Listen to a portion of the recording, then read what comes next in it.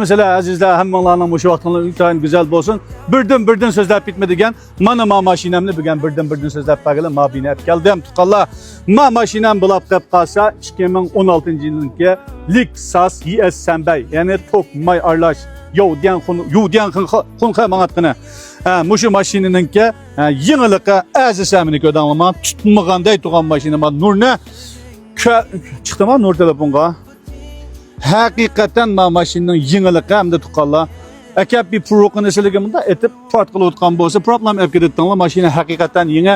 Menda yangi mashina atdim degichilning oldin tanlashi bo'la oladi. Mashina atdim. Azaq yinik vaqasi va ig'ir vaqasi va mashina olsun bu degichili sep o'tib ketdinglar. Bizda anda vaqaga yo'liqqan anda manda mashina yo'q. Mushu mashinamizning uzumi kafolat nima? Butunlay Yaponiyada sirlig'anchisiga kin chachqan siri yo'q tuqqanlar.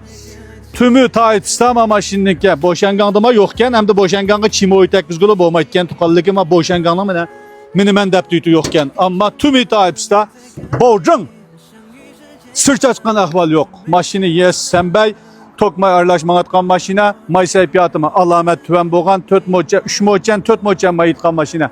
Bunda mashina atdım degichilniki oldin tanlashi bo'la oladi.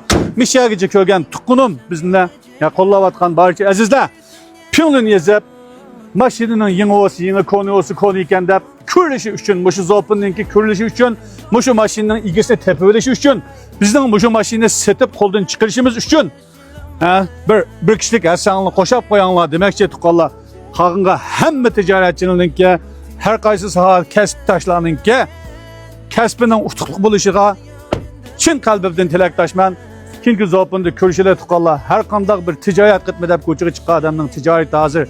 Naiti normal buluvatı da şunu başka ticaretçinin kollayla kong tolgu kalınımı boşa kollayla tuqqanlar. Demek ki ne vardı gepim toğru desenler toğru belgesi yazıp koysanlar bu kimki zopunda kürşile kollavatkan barcha azizlik köptün köp rahmet, xayr xoş.